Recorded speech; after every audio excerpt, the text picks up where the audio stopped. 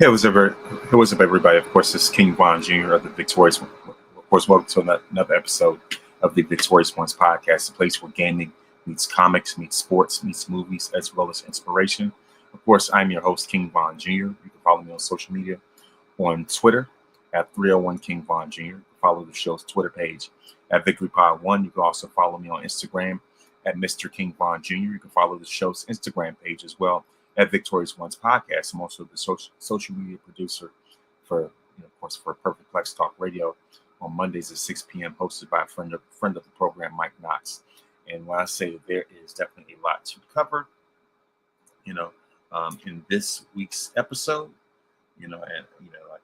it's just like pretty much like, where do I start? For one, there's a lot to cover. Of course, I'm going to talk about, pretty much, the locker room culture. First and foremost, congratulations to Naomi. Jey Uso and Naomi, for the announcement, of their first child together. You know what I mean? So, like I said, that's the main headline I'm really want to cover. Like I said, I'm also going to talk about the Jey Uso Street Fight on Raw, and I'm also going to give my predictions on the Clash of Parents, as well as this snippet from the Denzel interview with Complex Magazine, and also just like the locker room culture, within the WWE itself. I'm also going to share my thoughts on what I've seen so far from this Cowboys documentary. So those are some of the main talking points, as well as this, as well as with with this Iyo Saga and Rhea Ripley, connection or chemistry that we're starting to have now. You know what I mean? So, like I said, those are some of the main things I'm going to talk about. But before I go into wrestling, I like to talk about just regular, as far as pop culture, anything non-wrestling related, and then I'm going to get into some of the main the main substance, if you will. I'm not saying everything else isn't, but also, by the way, for those that are watching watch by way of YouTube, make sure to go to youtube.com/@VonWestVirginia. Please make sure to like, subscribe continuously for more of this content. So like I see, of course, first off, I want to talk about talk about this Dallas Cowboys Netflix documentary. I mean, it is ever since I saw the advertisements, I was hooked. It definitely made me a believer. Not that I wasn't already, but I was like, what, this is really something that's gonna get me hooked in.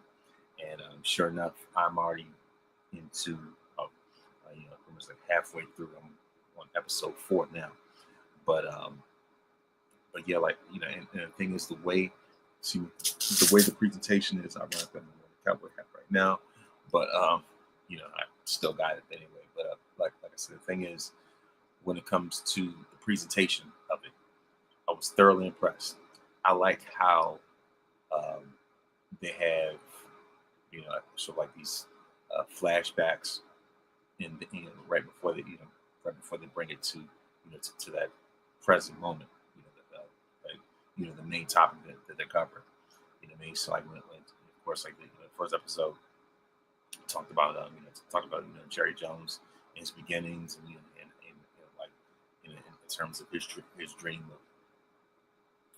of becoming the owner of a football team, and how he moved, how he started as a world tycoon, and use those finances to become the owner of the Cowboys.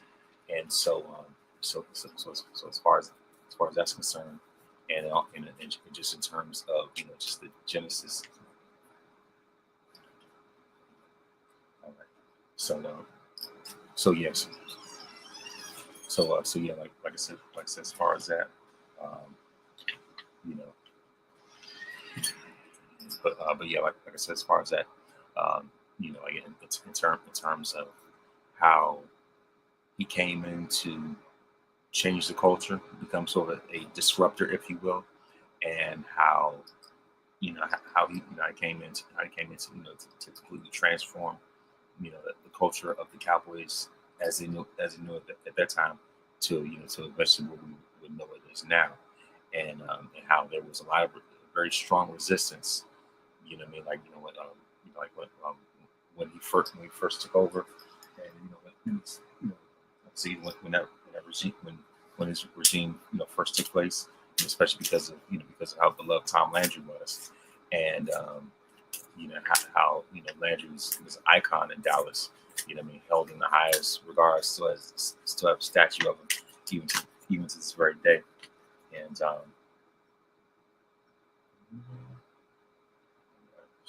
and but like I said, as far as that, um, you know,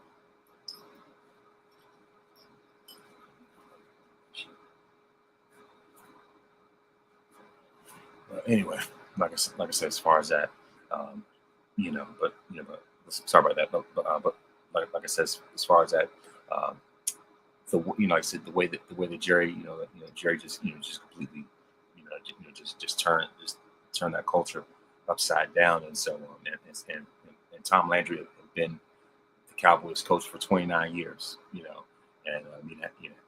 if anything, had it been up to, to the previous owner, Brian, Landry would have been there for exactly 30. But but the thing is, for all of Tom's contributions um, previously, by the time we get to the 80s, the game had passed him by, you know, and like was really just losing that touch that he once had, and there were people that didn't want to admit it, except for except for someone like Jerry, and maybe even some of the much younger players, such as Michael Irvin. But like of course Michael even talked about how how Tom couldn't even remember his name or something. At least couldn't remember players' names and things like that. And he didn't really have that same passion as before. You know what I mean? And so you could definitely tell that it was that like I said, time had passed him by, and it was time for a new regime, time for a whole new guard. And so that's when Jerry comes in, and the way that he uprooted Tom Landry rubbed a lot of people the wrong way. You know what I mean? So I think that's a big reason why, that they're even pretty sure they're even former Cowboys fans who switched over to Washington, all because of that. You know, um, and if anything, just as a contrarian, just because they didn't like the way the situation was handled. And so, of course, we all know, like I said, we all know, that Jerry ends up hiring his former college teammate Jimmy Johnson to become the coach, and so at least by that point, um, Michael, like of course, Miami superstar wide receiver Michael Irvin was already been drafted, like to the Cowboys by Landry, and of course in the documentary Michael shares his story, how his family left the Cowboys, and of course, unfortunately his dad was able to see it, see him play, in college and the NFL, because he passed away, and of course Michael had to take care of his mom and all that type of stuff. But it was all about him, all about Michael, like I said, fulfilling the dream and making that dream come true for him and his family, to be able to play for the Cowboys. And and the thing is, Michael has seen that there was definitely a culture shock for him, and so and of course he wanted to win, and the other guys, just didn't really care. It was just all about get a paycheck. But afterwards, like I said, of course, afterwards, like I said, Jerry Jones takes over, and his first order of business is to get rid of Landry, and and reunites Michael with Jimmy, who was his coach in college, and so like I said, of course, with Michael, he even gave Jimmy a list of of the players that they saw that weren't motivated, that weren't serious, and Jimmy went on. Like see, gave him a list like the veterans, that weren't really all that serious, and and because Jimmy went on and cut those guys, it's amazing, for the, to hear that personal behind the scenes experience, to find out, that Michael, coming out the gate had that kind of pull. That's because of his relationship with Jimmy anyway. So yeah, it was all about establishing a whole new culture. So of course we're talking about Troy becoming the first overall pick, and some of the struggles that initially that he had faced, with the 1-15 team, so this everything like that. Eventually, they end up trading Herschel Walker, and how that just opened the floodgates, it just created whole new possibilities, opportunities, bringing these future draft picks will become integral pieces to their dynasty, including a little known running back from Florida named Emmitt Smith. You know what I mean? And how they just just meshed and blended in, and I mean it just created a whole new environment. Of course, it wasn't going to be easy.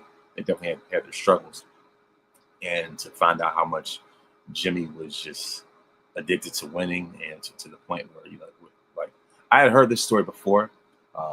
Michael had jokingly said on America's Game about how at least about how there was a player, actually I think it was like actually I know like one of the America's Game DVDs. I know that excuse me, I know that Troy had kind of like jokingly way talked about how there was a player who was struggling with asthma, and Jimmy told him to go in the asthma field, and of course he ends up cutting that player, and Michael also said that same thing and said that Jimmy believes that fatigue will make a coward out of you. You know what I mean? Like I ain't gonna ramble on about that, but the point is that that Jimmy had zero tolerance, for players that got fatigued that that couldn't handle it, and he pushed them to he pushed that team beyond their limits, and to see that play out in real time on Netflix rather than like I said, rather than on the NFL Network Super Bowl documentary. Like I said, to see it and to see the footage in real time just added even more weight to those stories. You know what I mean? And so, and like I said, I thoroughly applaud Netflix's presentation. How they use like I said, never before seen footage. Just that was archived for years upon years upon years. And the way that they're able to, like I say, like the quality that they put into this stuff is just absolutely mind blowing. And like I said, as far as that, in terms like like I said, in terms of the Cowboys, just seeing their building process, and also like Troy Aikman's initial struggles when he dealt with the injury, like in his third season, and Jimmy put Steve Berline in for like those last 5 games, and he was just getting complacent, just being comfortable, keeping Steve in there, knowing Troy's right there as your first overall pick. And so it wasn't until they end up losing against the Lions in the playoffs where eventually Jerry had to put his foot down and say that that Troy Aikman is our quarterback that we're going to invest in. And sure enough, Jerry made the right call. And just go let you know that that broken clock is right twice a day, right? And so and like I say, just to see that gradual climb, the way that they built on that success.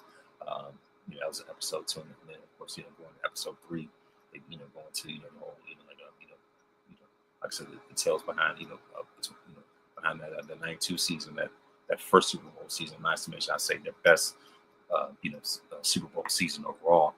And just like I say, just to see that breakdown, and also with them signing Charles Haley, and that whole circus with San Francisco, and that was his way to prove to them that they made the worst mistake ever, and of course, like I said, they're talking about that, playing Herschel again, talking about it, of course, especially that the NFC Championship against the 49ers.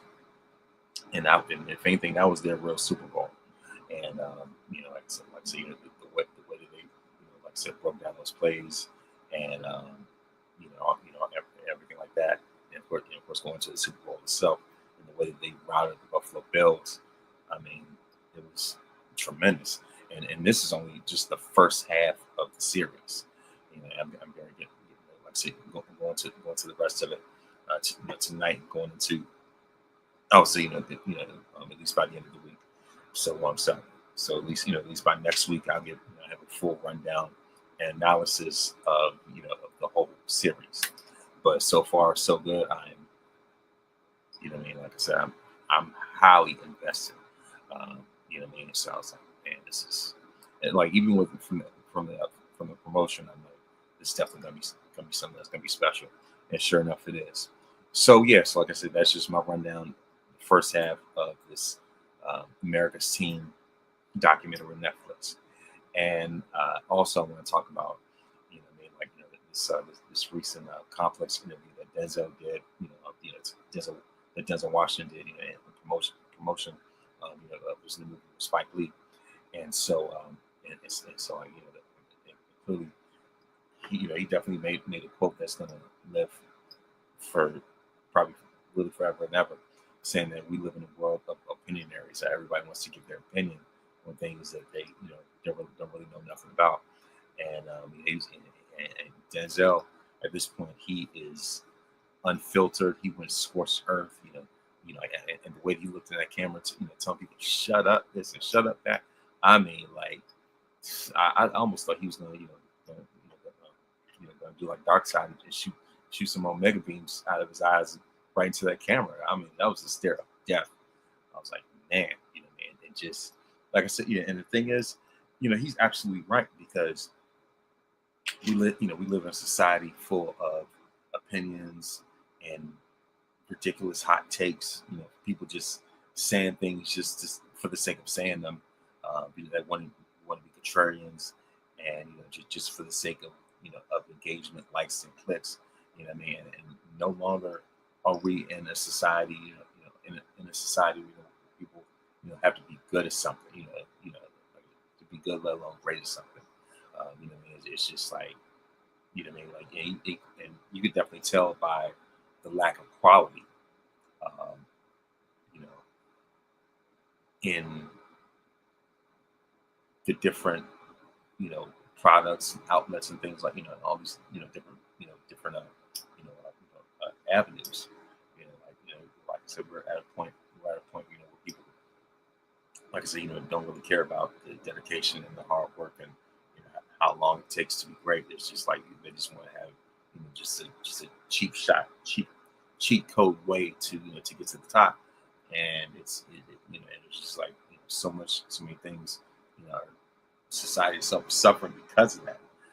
For the sake of for Denzel to to voice that, and I'll just say it like this, the way that he went in, went in on the Cowboys last week, I was like, man, ugh.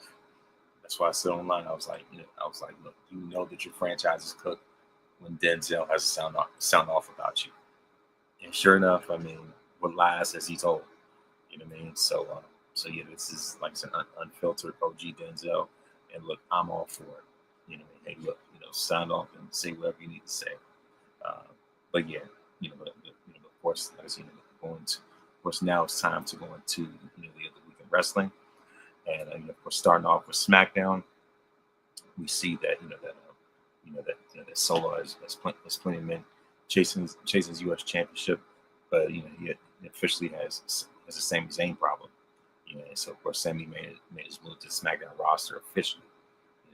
And so before he ends up, of course he ends up tagging with Jacob Fatu and Jimmy Uso to pin Solo Sikoa, at least for the second time in recent weeks.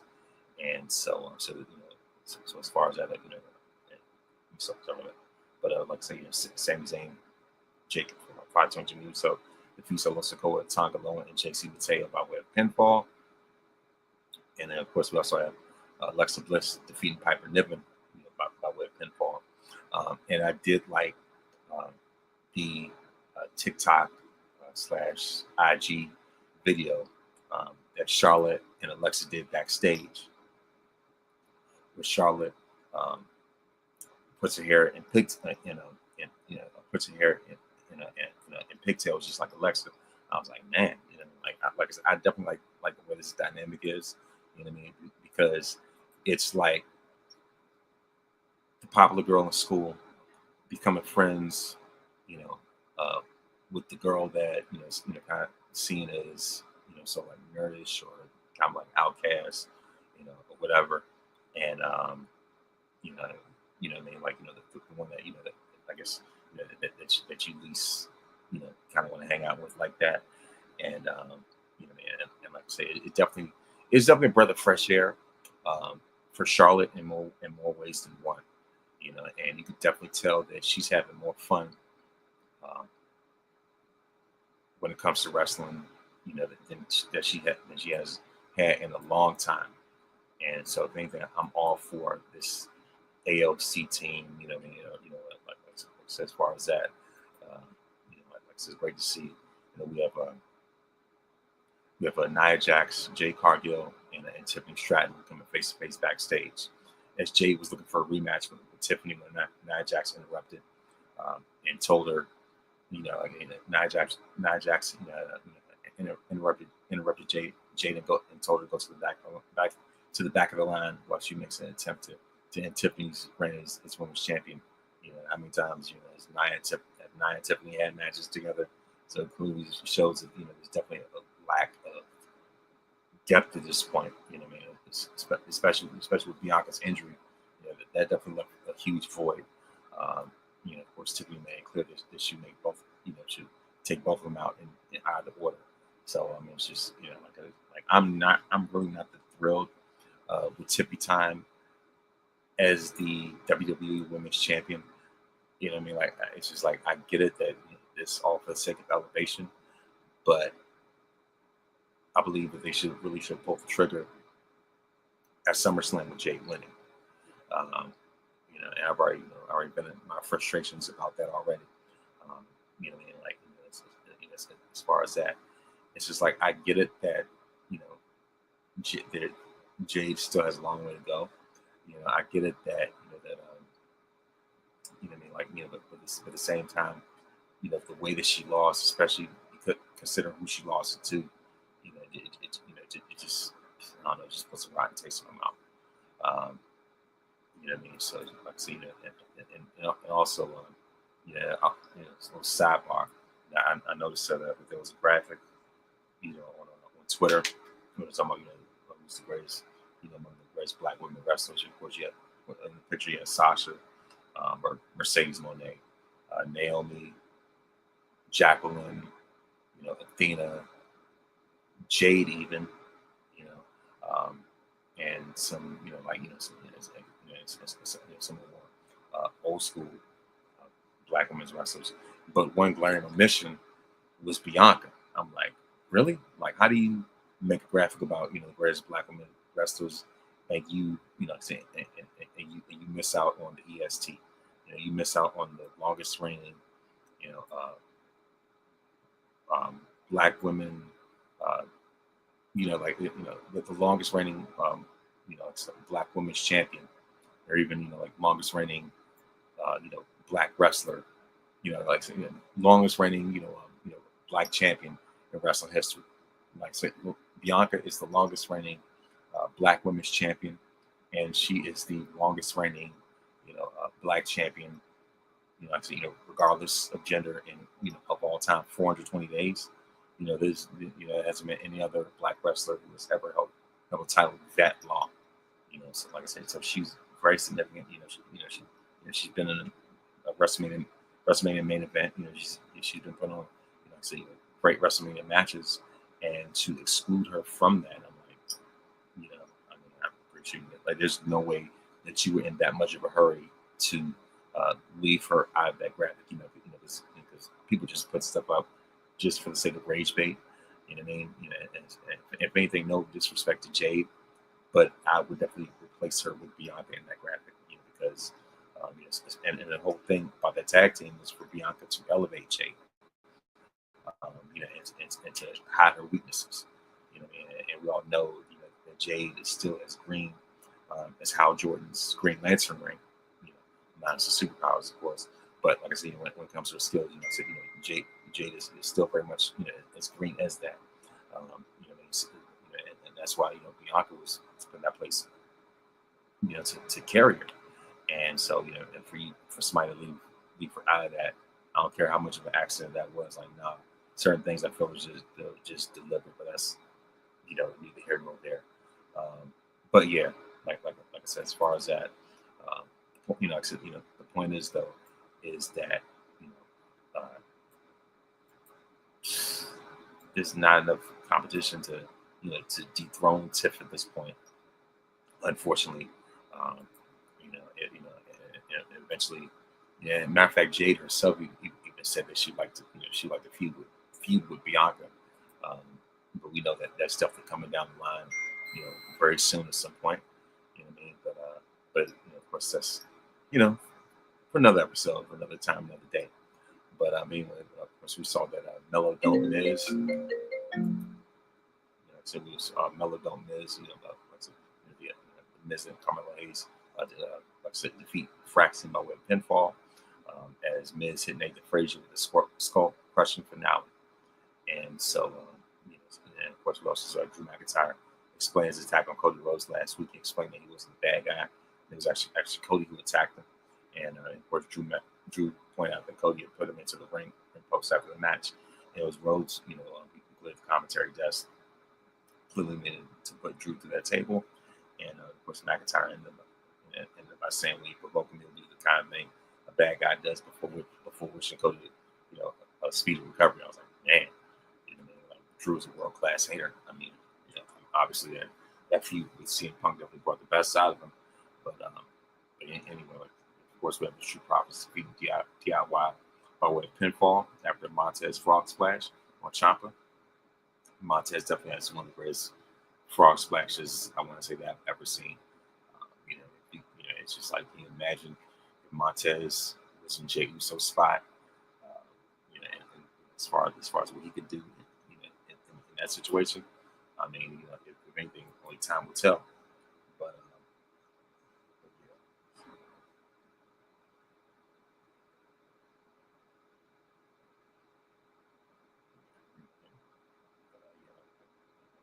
some of that, but yeah, like I said, as far as that, since that's it when it comes to my SmackDown recap, and now it is time for, now it's time for my recap of Raw, and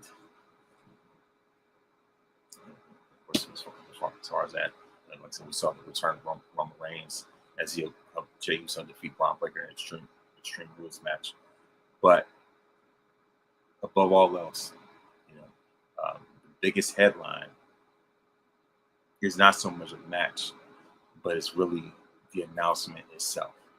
Because heading into Monday night,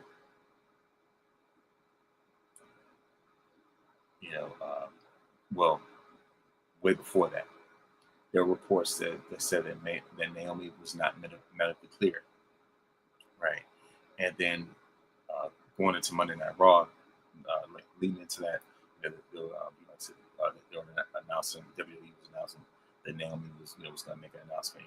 WWE was promoting the fact that WWE was promoting the fact that Naomi was going to make an announcement. And in terms of what kind of announcement that she would make, it was all up to speculation, right? So, yeah. And so when I found out when WWE was was promoting her having an announcement, they already let me know that it was going to be something completely out of character. Like the fact that she was clearly still in her element, and WWE making that announcement, about that. I was like, this is something that she's going to break kayfabe. Surprisingly, she's still staying in character even with that, which is amazing. That's a masterclass in itself. But when I heard the news about her, making a special announcement, I thought of two things. One, when Edge, when Edge announced his retirement, WWE, promoted him making an announcement. They mentioned on Raw, and plus at the time Edge was on SmackDown.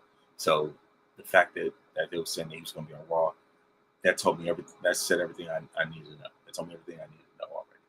That this is going to be something out of character. And sure enough, goes on Raw and announces his retirement. So that's one story. Then the other instance was when Becky announced that she was pregnant.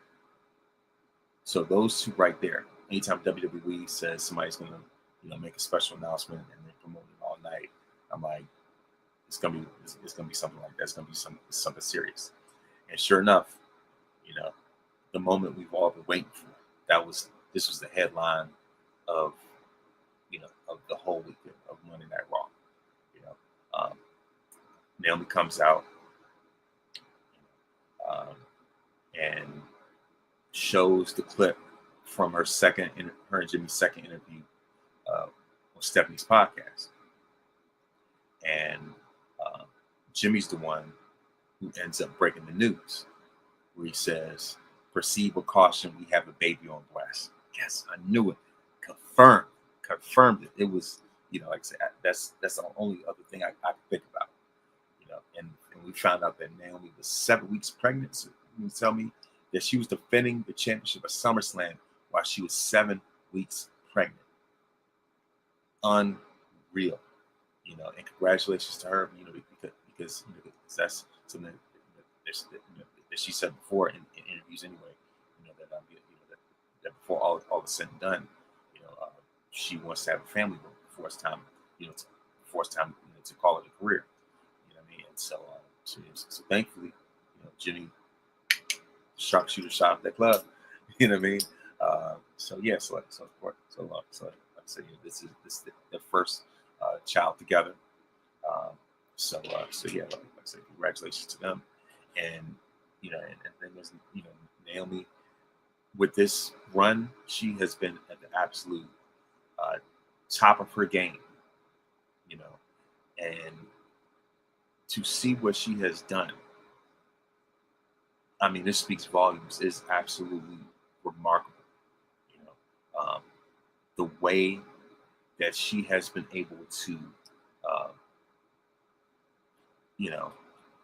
just just turn things up a notch in such a great way, even as a heel. The fans absolutely love her. You know what I mean? And like I said, as great as the whole glow thing was. This one, it's something about this that just completely is different. And for her to relinquish the title at the absolute pinnacle of her game right now, as much as it sucks, but at the same time, it's at the same time it's for the better, especially for her to be able to finally fulfill a dream that she's had for a long time. But hey, look, WWE ain't going nowhere. You know what I mean? And as a matter of fact, I like how she kind of broke out of character, in terms of how happy she was, and then instantly she just snapped right back into character and ordered Adam Pearce to get out the ring. You know what I mean? I was like, it's just for the sake of her having that moment. You know what I mean? And so the way that she's able to, turn on and turn off that switch at the drop of a dime is remarkable. And so, Naomi puts her belt on the mat, and she says that she says, of course, she warns the women in the locker room to proceed with caution. And she says that, when she comes back with, even with her, even with her baby in her arm, breastfeeding, she will come back and get what is hers. And she just urged them to proceed with caution.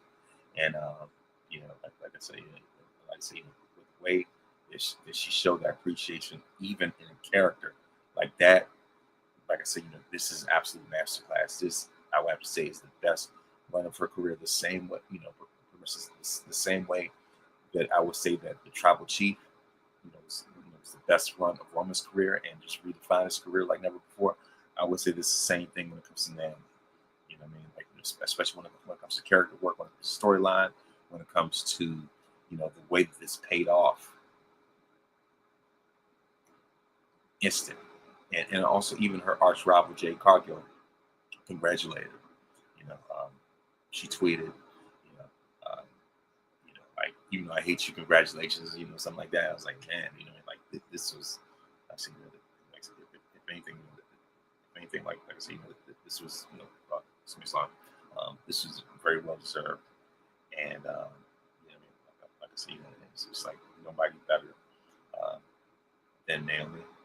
It's just like, wish her nothing but the absolute best, and it's just like, man. But yeah, like I said, if anything, I'll say that that was that was the biggest headline for me. And also we saw the Iyo Saga defeated Raquel Rodriguez by way of pinfall after over the moonsault. And prior to the match, Iyo Saga told Asuka and Kairi Sane that they should be fine without them at ringside, which they both accepted. However, when Roxanne and Raquel attacked Iyo after the match, it was Rhea Ripley who came in and make the save. So we're backstage. We saw that Asuka and Rhea were arguing over the situation until Iyo Saga just had enough and just like, like just about just crashed out herself and just ran out. And just the way that Asuka just stared Rhea up and down, and I was like, man, all right, Asuka, like talk your talk, bro. And of course, after that, then Kairi Sane, just kind of gives, like, look, you've been warned pretty much. But yeah, and for now, for Iyo and Rhea to be on the same page after Io's, defeated her numerous times, and Rhea's never gotten a pin, and that was her whole obsession, that she was never able to overcome Iyo Sky. How Io's, her new stumbling block now, or whatever, and then now all of a sudden they're on the same page. Like, come on now. Then we have Penta defeating Xavier Woods by way of pinfall after a Mexican Destroyer. And of course, we have Finn Balor and JD McBobblehead defeating Mr. Iguana and Dragon Lee by way of pinfall. And of course, and by the way, of course, Triple Mania, was definitely great. It was great to see, great to see Conan being, being inducted into like the Triple A Hall of Fame and stuff. And for Rey Mysterio to be his presenter, and by the way, of course, like as far as Dominic, if anything, he's outside of the Judgment Day when it comes to opportunities like Triple Mania and things like that. He's shown that he can really shine on his own. So it's only a matter of time before they kind of take the handcuffs off him when it comes to this whole Judgment Day thing, because eventually it's just like, this thing has run its course, and it's time to see what else he can do. And so, definitely tell you it's great chemistry with Dragon Lee, the likes of Dragon Lee, Penta, and even eventually you can have a feud with Mr. Iguana as well. But yeah, then, of course, we also have for the Women's Intercontinental Championship match, Becky Lynch defeating Natalya via submission with a disarm her. And so, of course, after the match, Maxine Dupree came in, only for Becky to apply the hold to her before Nikki Bella ran and make the save. And now we have Nikki and Becky, having a feud, and she ends up hitting Becky with a rack attack. Nikki, like of all people to challenge Becky for the championship. If first, like, the four horsewomen came, I was like, look, okay. Clearly, the division is moving forward, but now with Nikki, I was like, wait a minute, I thought we were moving forward, not back. But at the same time, I guess Nikki's whole thing is that alimony and child support ain't gonna pay itself, but hey, whatever. But of course, hey, unbeknownst to me or whatever. But anyway, that's another story. But anyway, like I said, Adam Pearce made a match between Sheamus Rusev for Clash in Paris after we started brawling for yet another week. And so, of course, we also have, Jey Uso in a street fight. And it's also in Philadelphia, by the way. And also at the beginning of Monday Night Raw, as they call it, I guess now, the Vision, start off Raw, and he started Monday Night Raw, and of course, Paul Heyman,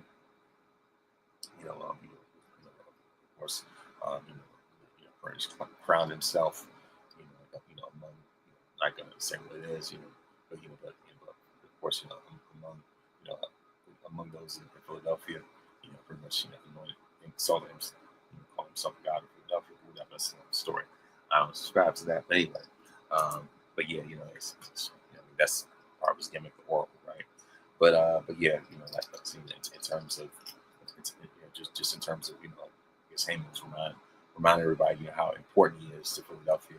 And he said called Tommy Dreamer the late Tommy Dreamer. I was like, wow. Meanwhile, Tommy's still alive, but but at the same time, thinking back on it now, I'm pretty sure that those Pauls, I'm pretty sure that those Pauls clapped back after after Tommy had said that they thought about shooting Heyman, at WrestleMania 17. I was like, ooh, wow, that got graphic. That got dark real fast. You know what I mean? So I was like, oof. So I wouldn't be surprised if Heyman said what he said, as a straight to Tommy Dreamer, because of that interview. You know what I mean? So but like I said, as far as that, other than that, like I see, of course, Jey Uso ended up interrupting Seth Rollins, opening promo, and and of course, Paul Heyman challenged Jey Uso to change the terms of his main event match to Extreme Rules match. Jey accepted the challenge despite the obvious disadvantage that it put him in. Then later on, CM Punk approached LA Knight, to put the difference to the side and watch Jey Uso's back to keep Seth Rollins from gaining any advantage ahead of the Fatal 4-Way world title match at Clash in Paris. But of course, LA Knight refused, and so CM Punk also approached Jey Uso and said they have his back, but Jey simply thanked him and said he didn't owe anyone any favors. And so since it was in Philadelphia, it was an Extreme Rules match, ECW. So Jey Uso paid, paid tribute to New Jack. And not only that, but he also came out. He also came out to New Jack's Natural Born Killer song. And of course, New Jack is on 2K25. And they've had that song in the game. I was like, wow, this is none of that was ever on my bingo card. But yeah, and like I said, in typical New Jack fashion, Jey Uso came out with the bandana wrapped around his head, along with that, along with that cart full of weapons, from trash cans and candlestick and all that candlestick, everything like that, just as New Jack was known to do. And so after Jey Uso, seemingly had the match won with some chair shots and a splash. Bronson Reed pulled the referee from the ring to interrupt the count. Then, of course, Bronson ended up attacking James with LA Knight, ran to the ring to take Bronson out. And then Seth Rollins ended up attacking LA Knight. And then CM Punk ended up coming out. And, of course, in LA Knight teamed up to attack, of course, to attack Seth Rollins. So Seth, Seth shoved Punk into LA, in the LA Knight as he crashed through the table that was set up at ringside. And then CM Punk went on to fight with Seth Rollins into the crowd. And so Braun Breaker had the upper hand as he was getting ready to go for his sort of spear around the world as he runs around and hit a spear, like it's getting ready for that Roman Reigns music hits. And then only for Reigns to blindside Breaker with the spear himself. And then Jey Uso kicked Braun Breaker for a splash to the table, through the table to get the win. And so afterwards, Roman Yoda Bronson, Yoda Bronson, by saying, "I'll see you in Paris." Like, so that's, so the match is officially been confirmed. And now it is time to move on to NXT.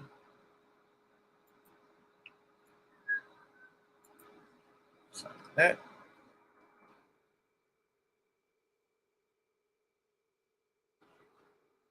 As I said before, as we all know, that the NXT's gonna be having No Mercy. It's going to take place in Fort Lauderdale, Florida next month. And so, of course, but before that, they're going to have Heat Wave 2025. And so, of course, we all know that we're just days away from Heat Wave. And so clearly, this is definitely another way to hype up the show, as we have a Fatal Influence versus the Elegance brand, led by Ash by Elegance, formerly known as Dana Brooke in WWE. And of course, I like how TNA is there for those who were originally released by WWE to as their fallback plan, if you will, to still have that, pretty much still have that pipeline within the company. So that's what I like about this TNA partnership. And we have Inamura versus Josh Briggs, Javon Evans versus Trick Williams, Jordan Grace and Blake Monroe go face to face. Chelsea Green and Ethan Page meet with Tyra May Steele and Tavion Heights, and Ricky Saints takes on Jasper Troy. So things kick off with Josh Briggs versus Inamura, and the winner of this match is none other than Josh Briggs. Surprisingly, we have Ricky Saints versus Jasper Troy, and the winner of this match, Ricky Saints. Of course, he clearly has his sights set on sights set on Ethan Page. As far as that, of course, we also have Blake Monroe and Jordan Grace. Of course, face to face. As Blake Monroe tried to insult her, but Jordan Grace pointed out that she was in the ring at Evolution while Monroe was on the sidelines, which made her jealous. And of course, Jordan Grace took out the security to finish off, to end off the segment. So, the thing is, Jordan said that she didn't care about revenge, but she just wanted to show Blake exactly who she is. So that's what that was. And next up, we have the Elegance brand versus Fatal Influence. And the winners of this match end up being Fatal Influence. And so as far as that, and then we also have Solo Ruka implying in a backstage segment that she was going to defend the Speed title soon, which had been forgotten about since the show stopped airing Speed on Twitter. And so, of course, it's the first time the Elegance brand was featured on NXT. And of course, we have USA and Canada Summit, led by Ethan Page and Chelsea Green. And of course, we also have Tyra May Steele and Tavion Heights. And of course, Ethan Page and Chelsea, the typical entertainers, as entertainers they can be, and I like the way that they lean heavily into being Canadian, proud Canadians, if you will. So I was like, this is definitely them very much in their element. And of course, as far as that, we have Javon Evans versus Trick Williams, and the winner of this match, surprisingly, surprisingly, was the young OG Javon Evans by way of interference, from Mike Santana. And we also saw that Obafemi was watching from the balcony. So I was like, man, I definitely look forward to to this match, between Javon Evans and Obafemi. And we have Joe Hendry, coming out of the cabinet or backstage segment with Dark State. As long as anybody says his name, he appears. Say his name, he appears. I believe in Joe Hendry. So if anything, like I said, I definitely like the way that this is, starting to build up the heat wave. So it wasn't, like I said, super duper, superseding expectations. It wasn't exactly like last week, but it's definitely a pretty solid episode. I know that last week's biggest highlight was the Lash versus Nia match, which was, like I said, it was absolutely phenomenal. But yeah, that's pretty much what it is right now. And I also want to talk about, you know, uh, how once again, um, how TKO, this ESPN deal, really just TKO itself, and how it's just really just um, you know sucking some of the life out of longtime fans. And Mike, uh, myself, and someone else talked about this on Monday, especially when it comes to the impact of TKO. And I've mentioned over and over before about how the way they outprice the fans, and also just endless advertisements. Especially when you put those advertisements in the ring, it really takes away from some of the experience. Like, can you imagine if they had a Taco Bell advertisement on the mat during during the iconic Bret Hart versus Stone Cold WrestleMania match, WrestleMania 13? Can you imagine if they had a Taco Bell logo on the mat covered in Stone Cold's blood? I know it sounds graphic, but but it is what it is. Can you imagine a McDonald's logo during the Eddie Guerrero and JBL match on SmackDown? When Eddie had that hideous crimson mask. Like, come on now. Like there's certain things that just don't need to be on the ring, and advertisements is one of them. And clearly, this deal shows once again it's nothing but money grab. And like I say, especially when it comes to this ESPN deal. And I will say this. And also, I found out that Clash in Paris is going to be the last PLE on Peacock. Before they end up making that official transition, all the way into ESPN. We have to pay $30 for PLEs, right? Versus $7.99, or even WWE Network was $9.99. But yeah, like I said, it's just like just the trajectory that TKO is on, with this deal, WWE is on with this deal, is not looking too great right now. And like I said, also, I know that the Undertaker once, I got to bring this up too. Um, it's funny how the Undertaker somehow he was disheartened by watching these wrestlers backstage do TikTok videos and play video games. You know what I mean? Instead of watching, matches themselves. I get it. It's important to take your craft seriously and really study great matches in order for you to become better. I get it. It's important, for anybody to study the all-time greats. Don't get me wrong. Like I said, there's a time and a place for everything. But considering their schedules, um, I have no problem with these wrestlers, doing something to, as they say, quote unquote, take the edge off, and really just relax and decompress. And if that means, throwing on PS5 to play some WWE 2K25, or like some WWE 2K25, or play some Madden, play some Mortal Kombat, Tekken, whatever the case is, whatever game that you're into, I'm all for it. And if they want to do, TikTok videos, and Instagram reels, whatever the case is. I mean, this is the way of the world that we live in. You know what I mean? Where, especially with social media, it makes the world smaller, and it gives people more access to these public figures, these superstars that during Taker's time, was impossible. They made Vince made sure that there was a wall,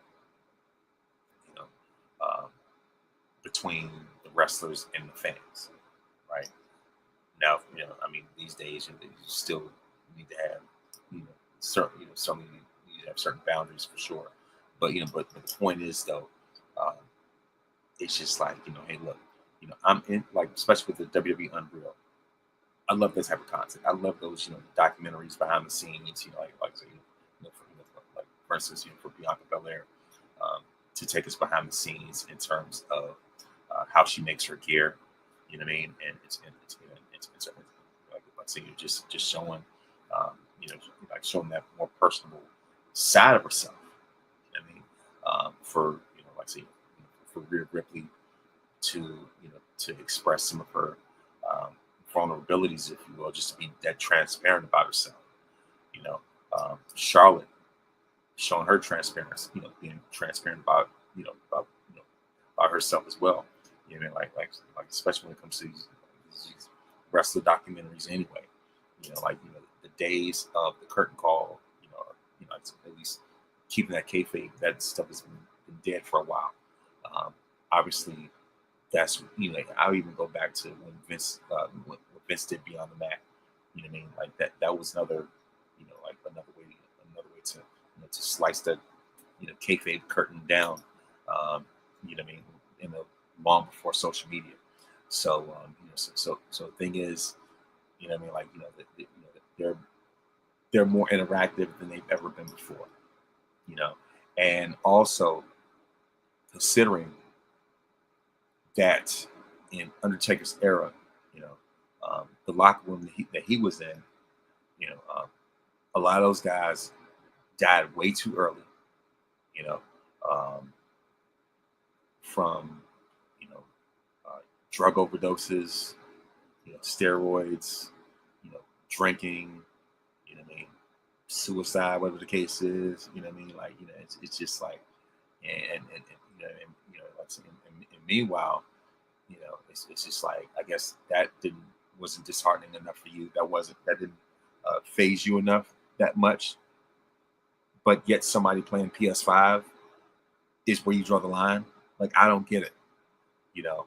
Um, but that lets me know, you know, guys like that do not want to evolve. Or rather, they do not want to progress and move forward, and and just wake up and now we smell the coffee. Like, wake up and smell the coffee, but also just wake up, and get yourself one of those Starbucks frappuccinos, because this is a completely different like different locker room, a different culture, and so I guess in his case, um, you know he draws the line when it comes to social media videos and video games. But when you were in, like, the thing is, in his era, um, he was, the leader and captain, judge, jury, and executioner of a locker room that had a very toxic environment, a locker room um, that pulled very tasteless pranks, just tasteless sense of humor, like all horrible pranks, where if you didn't agree with something, you were subjected to hazing. You know, um, so clearly Taker was not disheartened, by the hazing that was going on in the locker room. I'm pretty sure much of it he initiated himself as well. What I mean, like say say, when it comes to that hazing that would just that could ruin anybody's confidence, and stuff like that. Just being a backstage bully, this wrestler's court and all this crazy stuff. Um, a locker room that was filled with filled with guns, um, alcohol, steroids, drugs from coke, meth. You know, like seem like like when it comes to like say coke, meth, crack pipe or whatever. Clearly, I mean, obviously that Brett story about Davy Boy. That's what was going on. In the locker room at the time. Clearly when Davy was drugged out of his mind, that didn't bother Taker. You know what I mean? Like I say, and also when it comes to the different racial and homophobic slurs that were clearly thrown around, had to be thrown around that locker room on a regular basis. But yet, that didn't phase Taker at any point. But somebody, you know, making social media videos, you know, YouTube videos, all this other type of stuff, having YouTube channels, you know, playing Nintendo Switch, playing Super Smash Brothers. That's where you draw the line. But yet, watching, you know, guys that you share the same ring and locker room with die on average by 45. Like, that wasn't disheartening enough for you. You know what I mean? You know, and like I said, you know, this stuff was happening under his watch as the captain of the locker room. So, you know, clearly you harden yourself to those things. You know, misogyny, you know, everything else that was going on. So you harden yourself to those things, but yet somebody playing Mario Kart is what aggravates you. You know what I mean? Like, Undertaker, in terms of his brand, in terms of his wrestling career, I admire his accomplishments. Don't get me wrong. You know what I mean? Like, when it comes to the all-time greats, he is in the top 5 conversation universally. You know, matter of fact, personally, I have him in my top 3. Only next to Stone Cold number 1 and Rock number 2, and Taker's number 3 right now. You know, like, off of his longevity, off of his body of work, off of what he did at WrestleMania, all those things are phenomenal. You know what I mean? Like, you know, his character development and elevation and everything like that. You know, from being the dead man, you know, to being the biker, going back to being the dead man, back to being the phenom, and all that other type of stuff, everything like that. Like I said, you know, Taker. I even have a book that I got from Barnes & Noble about the initial 25 years of Undertaker's career, like one in 2015. You know, like I said, I'm a Taker fan. He's one of my top 5 personal favorites. But in terms of his post wrestling career, you know, where he chats more than he's ever had before, you know, and to hear some of the stuff that, you know, that he says on the microphone in interviews, I'm like, dude, come on now. Like, you know, it just amazes me how the smallest things, you know, inconvenience people and just trip them out. Like, come on, dude, you survived way worse than that. So in terms of, you know, it's just like, look, so, hey, look, so now we're going to fault these wrestlers for wanting to extend their life and not get involved in, you know, the BS and Wild Wild West that Taker's locker room dealt with. You know what I mean? And so it's just like, it's like I can see Vince McMahon putting Undertaker in charge of the locker room for the sake of rallying the troops, and pretty much in terms of that locker room and boosting morale and things like that. It really just rallying them and being the general, and just getting them on one accord when it comes to the product itself. But you policing these guys, as far as, you know, the things they like to do, like, nah, that's not cool. That's not cool at all. You know what I mean? As great as the Attitude Era was, as great as, you know, some of that stuff was, at the same time, there are a lot of things from the era that do not age well. And clearly it shows that, you know, cats like Taker are still stuck in like 1999 or something, you know? And, you know, it's like I said, I just had to say something about it, because this ain't cool. You know what I mean? So, you know, like I said, now granted, like I said, now granted, of course, you know, guys like Rock and Austin, you know, once in a lifetime themselves. You know, John Cena's become a once in a lifetime guy as well. But, you know, but the thing about it is that, you know, like I said, like like I said, the era like this, has produced someone the likes of Roman Reigns, who's become the new locker room leader himself, and it's just like you don't hear any more of those toxic hazing stories under his watch. I'm just saying,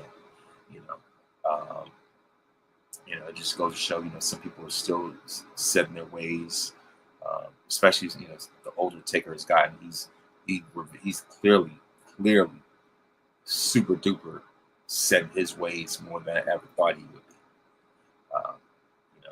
Meanwhile, someone like Shawn Michaels, is willing to,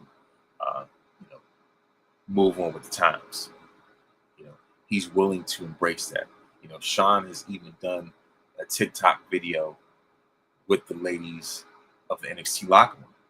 He's willing to, pour into the next generation.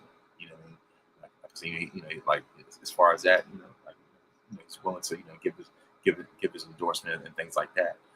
And instead of bashing, bashing the latest locker room, right now. But like I said, in terms of that, but I'm all for, like I said, I'm all for for this this current generation of locker room. So I'm saying I'm not mad at all whatsoever. But yeah, pretty much. And so now it is time for me to, like I said, it's pretty much it's time for me. Matter of fact, I gotta get my predictions real quick before I sound off on this episode. And so, like I said, I'm gonna get our predictions and see what this card is looking like. And of course, I'm about to be on my way, and not to hold anybody up any longer. I just had to, say what was on my chest. So, as far as the match card, this is a pretty short match card. Right, at least right now, we have John Cena versus Logan Paul. We have Seth Rollins versus CM Punk versus Jey Uso versus LA Knight. We have Sheamus versus Rusev and Roman Reigns versus Bronson Reed. My predictions are John Cena defeats Logan Paul. I don't know why Cena's got Logan on. I don't know why they gave Logan a match on Cena's farewell, but whatever. I would say that Seth is going to retain the title in the Fatal 4-Way. I got Sheamus beating Rusev, and then Roman's got to get that clap back at Bronson Reed. So I got Roman winning that match. You know what I mean? So as far as that's concerned, so if anything, that those are my predictions. And so like I said before, this is going to, of course, this originally Naomi was going to defend her title against Stephanie Bakir, but clearly plans to change with that. So those are actually those are the 4 matches that are on the card right now. As Clash in Paris takes place next week on August 31st. And so of course that is it for this episode. And I'm going to give my birthday shout outs. So on August 20th, on August 20th, Isaac Hayes would have turned 83. So today would have been his birthday. And of course, former World Heavyweight Champion Gunther turns 38. On August 21st, Will Chamberlain will turn 89. Usain Bolt, of course, Olympic legend Usain Bolt turns 39. Of course, the Godfather Gogo Chuck Brown will turn 89 as well. On August 22nd, Usos turn 40. Paul Ellering turns 72. Apollo Crews turns 38. On August 23rd, Kobe Bryant would turn 47. And of course, on August 24th, Dave Chappelle turns 52, and Vince McMahon turns 80. And that's it. That's it when it comes to the birthdays. And before I go, I would like to give a word of wisdom, and it is that what God has in store for you is always better than where you were before.